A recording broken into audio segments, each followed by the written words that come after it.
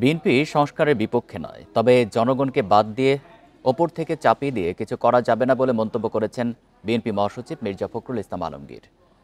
দুপুরে রাজধানীর খামারবাড়ির কৃষিবিদ ইনস্টিটিউশনে জাতীয় সংলাপে একথা বলেন তিনি। বিএনপি সংস্কার চায় না এমনটি ঠিক নয় বলেও জানান তিনি। তবে সংস্কার প্রস্তাব জমার আগে কমিশনের উচিত রাজনৈতিক দলের সঙ্গে সংলাপ করা। সংস্কার পক্ষে আমরা প্রথম থেকে, দুর্ভাগ্য আমাদের এখন কিছু কিছু বক্তব্য আসছে যে বিএনপি সংস্কার চায় না, নির্বাচন চায়। এই কথাটা সঠিক নয়। আমরা বারবার করে বলছি যে আমরা প্রয়োজনীয় সংস্কারটাকে শেষ করা, অর্থাৎ ন্যূনতম যে সংস্কার প্রয়োজন একটা নির্বাচন করার জন্য, গ্রহণযোগ্য নির্বাচন করার জন্য, সেই সংস্কারটুকু করে আমরা নির্বাচনে যেতে চাই।